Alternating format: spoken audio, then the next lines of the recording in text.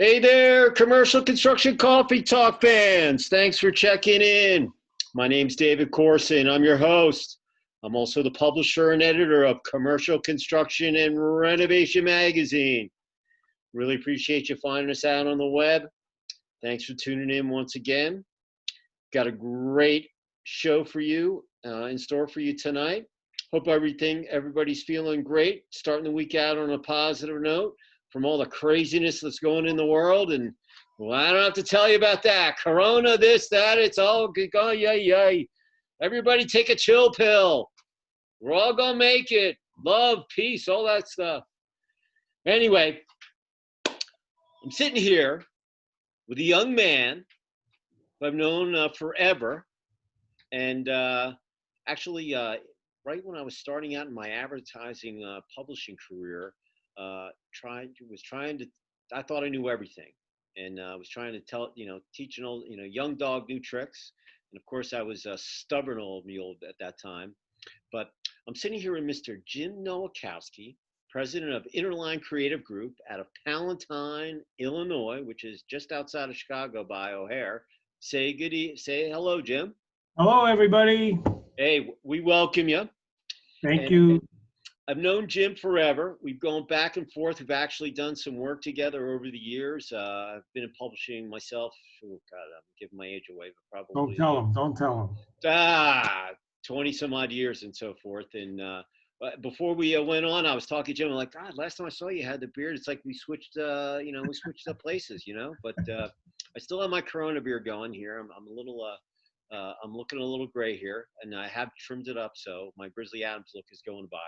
But tonight's episode, we're going to talk about marketing, digital marketing in the pre, current, post-COVID world. And it doesn't matter if you're a brand, architects, engineer, contractor, vendor, PR agency.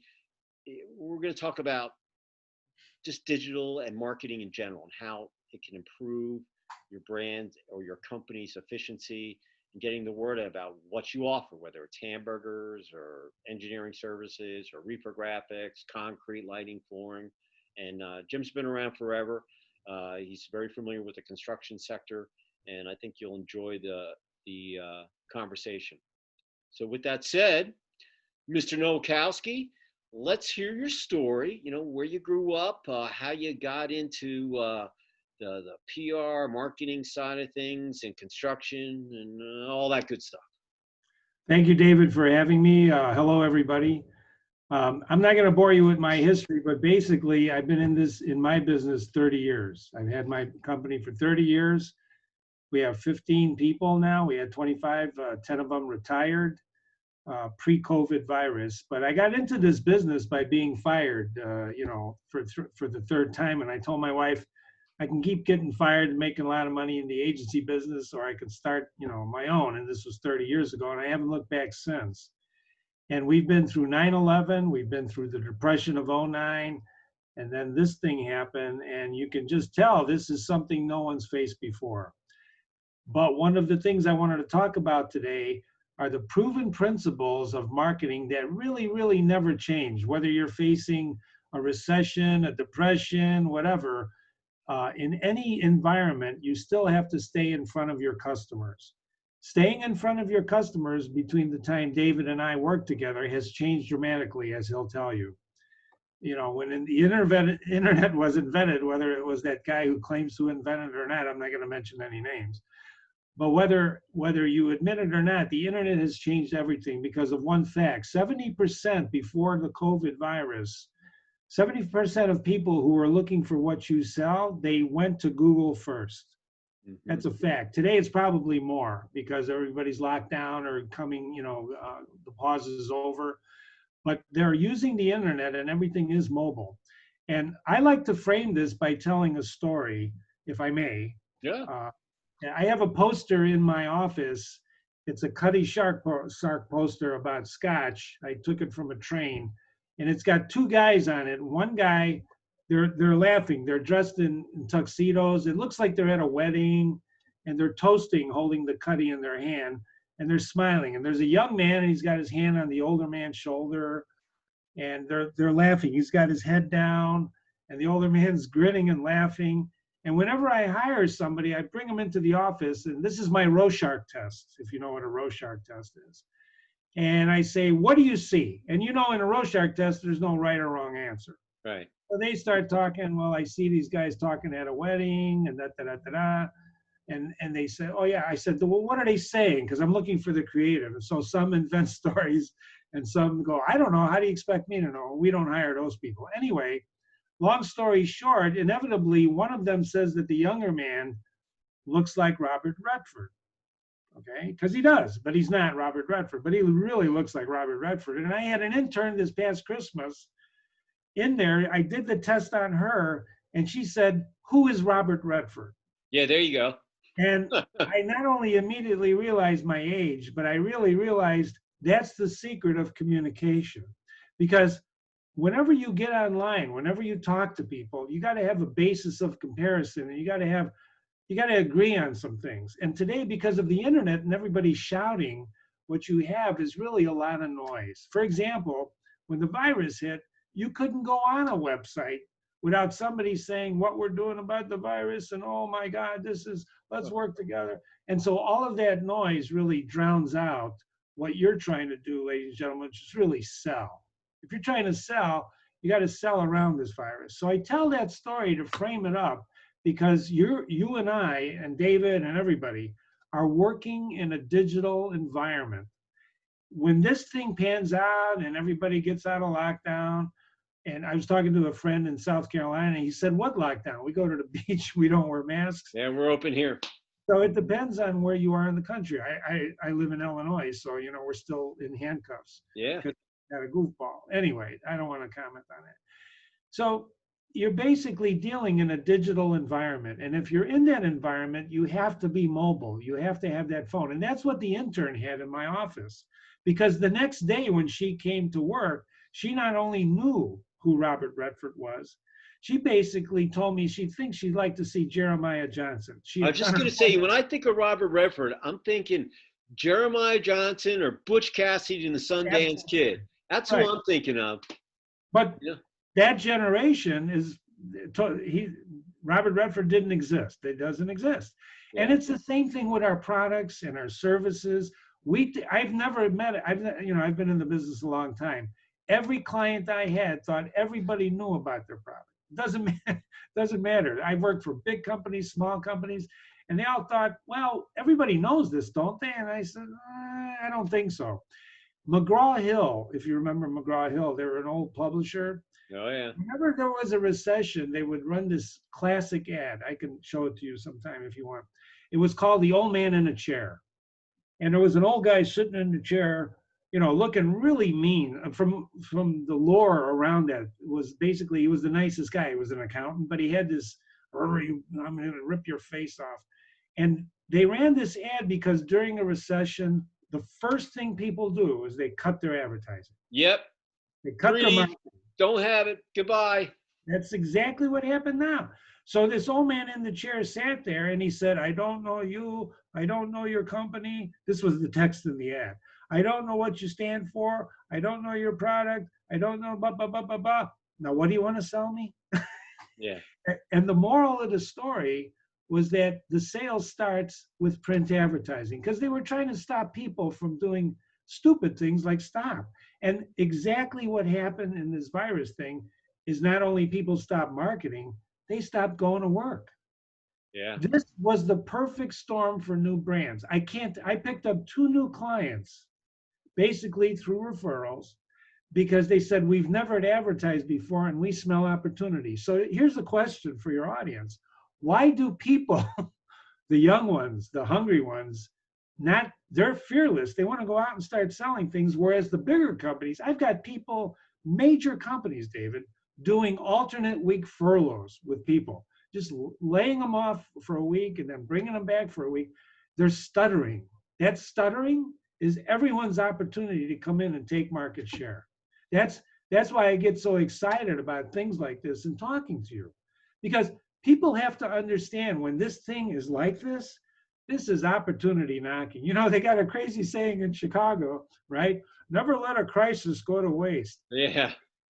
Ladies and gentlemen, Never let a crisis stop you from marketing. Because if you, I'm telling you right now, we are so busy now with, because we're trying everything to get our clients to move. Today, I just got off the phone. The guy said, Jim, we stopped for 2 months. Let's pick it back up with half of our budget. I said, Lord Jesus, thank you. Right? No, Because my son was, yeah, my son, he's going to mechanic school for FAA. He's getting his AMP license here, in the summer, graduating. Where he'll end up, I have no idea. But he was waitering on the weekends at this Mexican place. And the guy's got 3 locations. He also he has the patent on the beer tab that you can do samples at your at the tables. Anyway, that's where, that's his gig. But he had these 3 minutes. So through the close down, he did curbside. And now that everything's been lifted here in Georgia, well, all the restaurants are open. He's got like 3 or 4 other Mexican restaurants right across the street from him, whatever. They're all open. He still hasn't opened up my kid's thing. And I'm like, what is Jose thinking, man? He's missing the boat. I mean, I understand he's still making curbside sales, but you might as well open your stores because you're letting your competition take all your business. You can't stop. You can't stop. You really, we should stop and pause for a moment and think about it because we all want to be safe. But other than that, I remember in 9/11, remember 9/11, the lines in the airports were atrocious. Oh, yeah. Atrocious.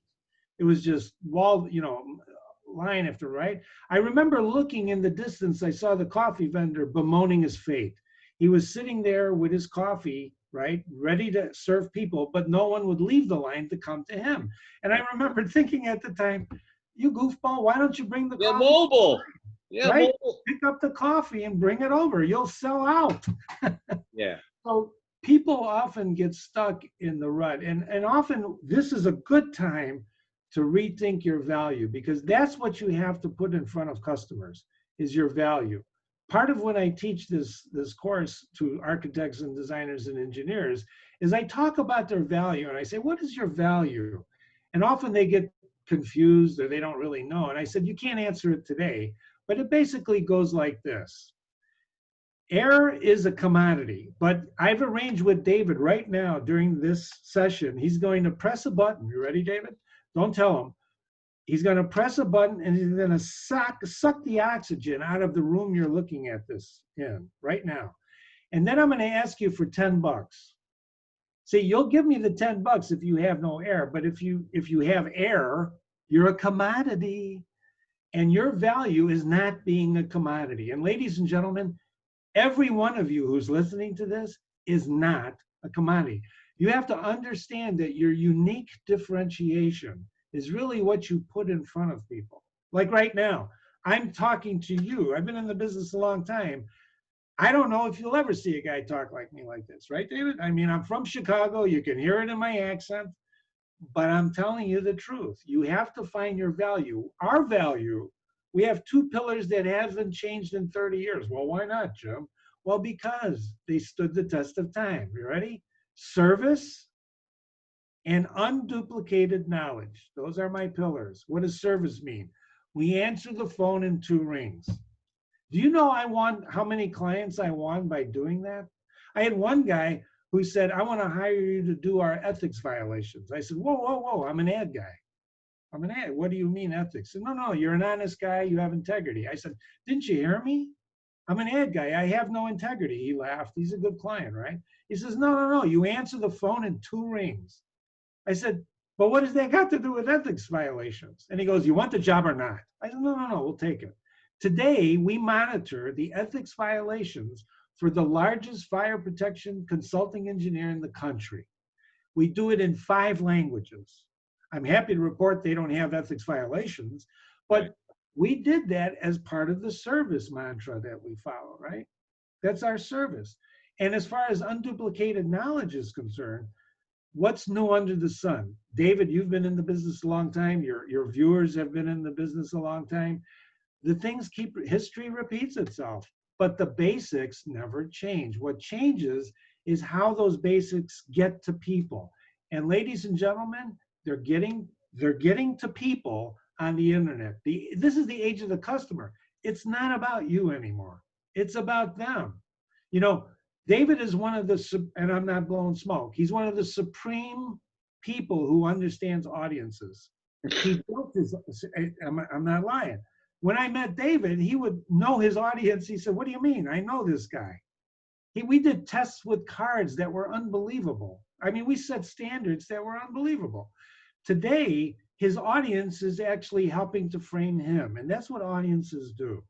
They frame you now. They come to you when they need you.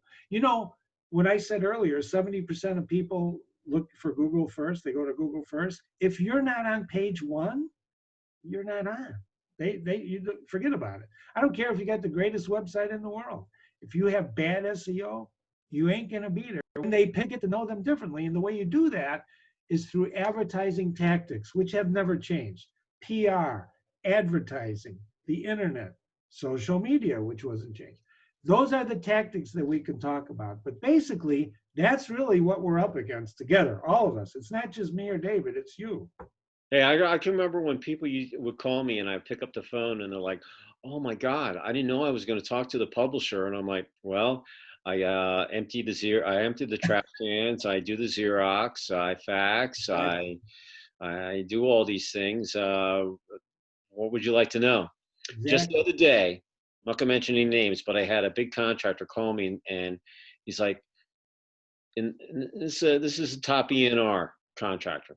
Anyway, he said, David, man, I'm trying to get in touch with so-and-so and you know, with the COVID thing, I don't even know if the guy's laid off or furloughed. Who do you know over there? You know? And I was actually like, what are you calling me for? You're like King Kong in construction. You're calling me for a contact, you know? And then I sat and I was like, okay, let me look in the database and so forth. So I went and shot him a contact, but it was funny because here's a guy building, you know, hundreds and hundreds of millions of dollars worth of construction.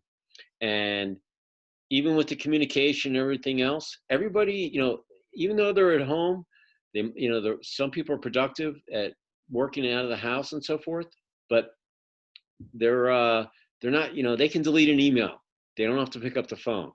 And it's trying to get people to communicate these days is probably one of the toughest things. This is the most underrated tool that you have in your arsenal, ladies and gentlemen, the phone. This is not, I know it's a computer, it's much more. But I'm telling you what David just said about him answering the phone and surprising the guy, this happens every day in my office. I'm serious. And the phone is absolutely one of the most underrated tools that you can have. We were doing a phone survey, email survey for a client following up on leads one time.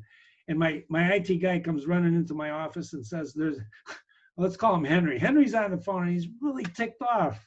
He wants to know where we got his name because we do email marketing for our clients and list hygiene and all that stuff. So I get on the phone with him immediately because, like David, I'm not, you know, I like to talk to people. You learn so much by talking to people. I go, Henry, how's it going? Listen, I apologize. Where did you get my, and he is furious. Where did you get my name?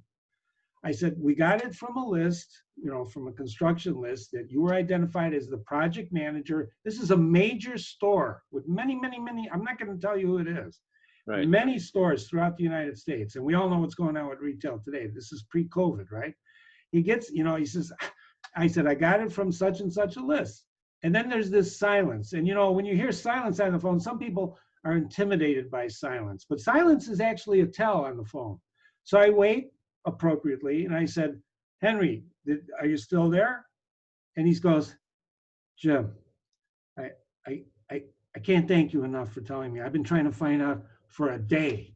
Where the heck, how the hell did my name get out? And he says, oh, we had a 2-minute conversation. It was wonderful. He ends it this way. He goes, by the way, I'm not the guy. The guy you want is Scott. And he gives me the guy's name. Yeah, works across the hallway from me. It's absolutely, and you know, lists, and David, your list, talk about the list king. David knows more about lists than I could ever learn in 30 more years. But lists are so important because they atrophy so fast. People move, you know this. And ladies and gentlemen, imagine on the internet now where you have all these people who claim to be people, but they're not the right people. but they're listed as the people. Nobody can keep up. And the only way to do that is get on the phone and verify. You verify it. Some people, well, Jim, I can't make cold calls. I get hung up on. Who doesn't? I love it because that's the win to loss ratio, right? If you know your win to loss ratio, every telemarketer knows this, you're going to get hung up on 9 times before you get the deal, right? Not only that, you got to have fun. When I lose a connection and I know he hung up, I call him back and say, hey, David, did you hang up on me? Yes, I did. I said, I thought we lost the connection. And suddenly he'll laugh and talk to me, or he'll hang up again. But you got to enjoy what you do. And so communicating your value through the standard tactics of advertising, public relations. David, correct me if I'm wrong. Publishers are dying for content. They can't get enough content, right? Yeah, I mean, right now in this environment, I have more content. I have enough content for the next year that I could put out there. You know why? Because first of all, you are unique in the publishing world. I am not blowing smoke, ladies and gentlemen. This guy knows what he's doing. More than that, people everywhere, every one of you in the audience is a publisher because you want people coming to your website. Well, what do you need for that? You need content. And you need linking back to people like David. Linking and contact are what drive Google crazy. They have to put you on page 1 if you have great content. Example. One of my clients is in the HVAC business, right? He calls me up, he's the lead sales, he's the top sales guy. We're talking and he's venting to me, right? He says, oh, my boss, I don't have enough margin on this $1.5 million job. It's three buildings in New York, blah, blah, blah, blah, blah.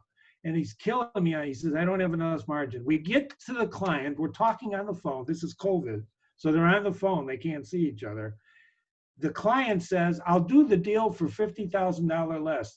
His boss, my client's boss says, done. And my sales guy is going, he goes, he was just telling me he doesn't have enough margin. And he just gave him 50 grand. I said, listen to me. Google, never lower your price. I said, are you at a computer screen? And he goes, yes, I am. Google, never lower your price.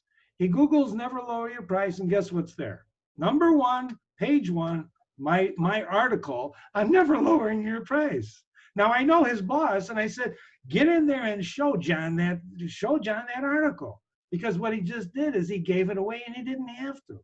Because you never lower your price. You add value to this. You never lower your price. You add value instead. What does that mean? That means instead of saying, I'm going to give you 50 grand, let's find something else to do. Example. Okay, for example, when you're doing I know a guy who did a process valve job. He was quoting on many, many, many process valves. And if you know about process valves, what happens when a process valve goes south is millions of dollars get lost because the process stops. Mm-hmm. Depends on the process, right? So what this guy did to get the project, he did a mean time between failure study. And he went in there and he presented this on his own dime. And you're talking many valves, and not just his valves, his competitors' valves. So he does the study and he goes in and he presents to the client. He says, here's my bid. I know I'm a little higher, but look at this. I did a mean time between values, between failure study for you, and the valves will, they'll fail here, or if we do our maintenance, they won't fail, blah, blah, blah, blah, blah, blah. And the client goes, this is great. What about the other valves? Your competitor valves. He says, well, they're my competitor valves. I don't know the performance data. And the guy says, really? So the next week he got to change out all the competitor valves to put his valves in because he did that value-added thing. Now that cost him a few bucks. It's not easy to do these studies, right? But he did it. He invested it. He wanted it so much, and that's the value you have to add instead of lowering your price. He didn't have to lower his price after that. I have one of my summit vendors here tell me a story. I'm not going to mention any names, but sure. Told me, she said, yeah, I was trying to get my product into this hotel chain, and they said, yeah, we'll give it to you, but you need to use the competitor software. And they said, no, you either use ours because we can't warranty it or whatever, or we're not going to do the job. And they were saying, you know how big this job is? You're going to walk away from this? And she said, yeah, we're walking away. So they walked away. And about a year later, chain brand called them back up, said, we need to get bailed out. You were right. The software wasn't what it was. You were right on yours. And we want you to come in and not bail us out, but fix it and get it done. And like myself, I'm not the most expensive out there. I kind of have the Walmart mentality. I want to make a little money. That's why I'm in business. Who is But it? I want to make a lot of sales. So all that stuff, all the sum is always greater than the whole. So we want to make a lot of sales, just a little bit. I'm not greedy. And I've always had that mentality. I don't want to be the most expensive. But I want to have a lot of bang for my buck. I want to stretch your marketing investment or your investment in me as a whole. Just give me a chance to prove myself. But see, that's the difference between you and other publishers. Seriously, and I know a lot of publishers, and there's some good and bad ones, but basically everybody's in this click mentality, this hit mentality. How many click? And you know as well as I do, this type of marketing we're talking about is digging in deeply and making those relationships count. Hits, how many hits did you get? You get people with dashboards, right? You know what hits means, right? Yeah. How idiots track success. That's what hits means. It doesn't mean anything. And I've seen clients go, I have a client now who's going crazy over programmatic. And I'm saying, I don't know anybody who's ever arranged a relationship based on a Facebook ad. I just don't. I know Facebook works. I'm not saying it doesn't, but you do not create these deep relationships with digital. It's just not possible. We're going to have to do it this way, but you have to get to know people. This would have never happened unless you and I did business before, right? Am I right? I what? I just had I never do webinars. Never. I got thousands of people connected on LinkedIn. So I got this email, looked interesting, and so I sat on the webinar, and of course they're trying to sell something that whatever. Sure. So I set up a conference call with the salesperson, and we talked, and she asked me how I go about inviting people and so forth, and she said, this is you want when someone connects with you, what do you do? And I said, well, I just send a general note, blah blah blah. And she says, what you need to do?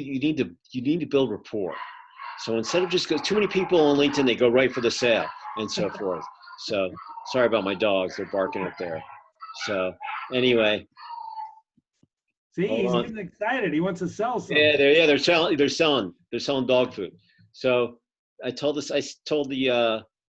LinkedIn, she's like, what, you should just do a nice little one. And then a week later, come up with something else. It's building rapport with these people so they can trust you, so they can think of you as a contact. And it really hit home with me because I'm very low key on stuff. I don't bug people. I don't like to pester people. I ask them for app. If I don't hear back, I move on. If they don't want to come to my event as a brand or whatever, that's okay. I move on. I'm not gonna beg, nor am I gonna pester you. But this whole thing about building rapport, looking you as a knowledge source, as a partner, as a marketing partner, that really hit home with me. And I spoke to my editor about it and the way we do things. And so I've been testing it this past week, and it's really amazing that there's only so many hours in a day. So it's not like, but you got to be smart about it and how you work with it. But making contacts, whether, like me, I'm a fencer. So I've got the brands, the end users, the building owners, and I've got the vendors that want their projects and so forth. And I'm kind of a connector. So I sit on both sides of the fence, but I have to treat them both the same way.